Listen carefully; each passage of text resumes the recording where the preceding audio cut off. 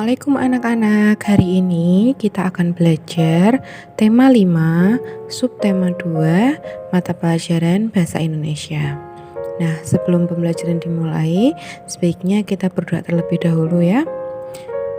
Bismillahirrahmanirrahim. Materi yang pertama tentang ungkapan permintaan tolong. Tentunya anak-anak sudah pernah ya meminta tolong.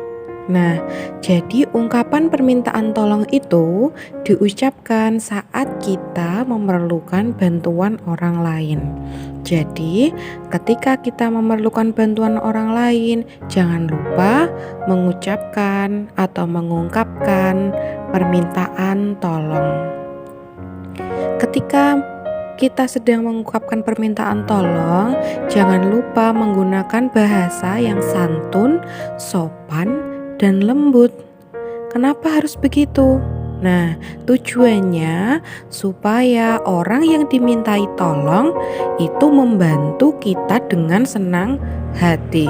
Coba, misalnya anak-anak meminta tolong sama temennya tapi dengan marah-marah atau dengan nada yang tinggi. Nah, orang yang dimintai tolong mau nggak menolong anak-anak? Tentunya tidak mau ya. Jadi yang harus diingat ketika meminta tolong, bahasa yang digunakan adalah bahasa yang santun, sopan, dan lembut. Jangan lupa ketika meminta tolong, ucapkan kata tolong. Gitu ya. Dan setelah ditolong, jangan lupa mengucapkan terima kasih. Selanjutnya ada contoh ungkapan permintaan tolong. Di sini ada contoh percakapan antara Benny dan Tony. Bu Guru bacakan ya. Benny, Tony, tolong ambilkan biji-bijian di atas mejaku ya. Tony, baiklah Benny. Benny, terima kasih Tony. Nah, di situ Benny meminta tolong kepada Tony.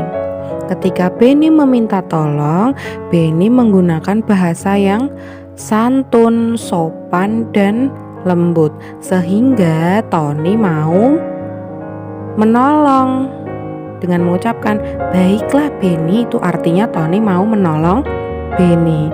Dan tidak lupa ketika Tony sudah menolong Benny mengucapkan terima kasih. Begitu ya.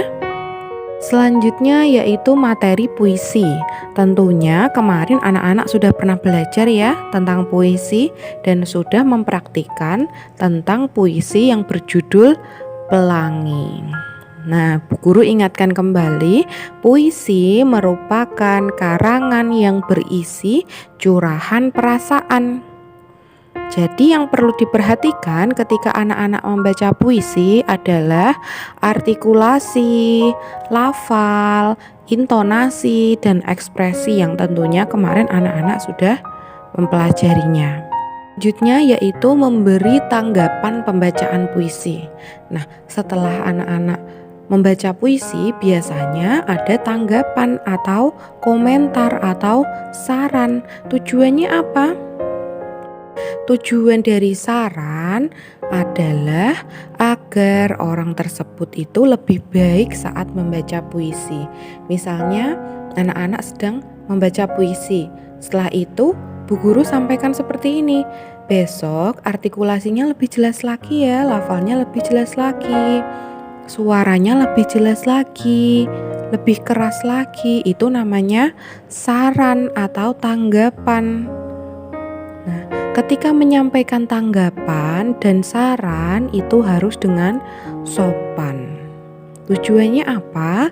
Agar orang yang diberi tanggapan dan saran itu tidak tersinggung. Misalnya seperti ini, anak-anak sedang membaca puisi, terus ada temennya yang bilang, "Hi, jelek, membaca puisinya jelek." Nah, seperti itu tidak baik. Jadi ketika membacakan puisi, ketika memberi komentar atau memberi saran atau memberi tanggapan itu harus dengan bahasa yang sopan. Gitu ya, agar orang yang diberi tanggapan itu tidak tersinggung. Nah, Bu Guru cukupkan untuk materi hari ini. Semoga anak-anak paham. Bu Guru tutup materi hari ini dengan bacaan hamdalah bersama-sama. Alhamdulillahirabbil alamin. Wassalamualaikum warahmatullahi wabarakatuh.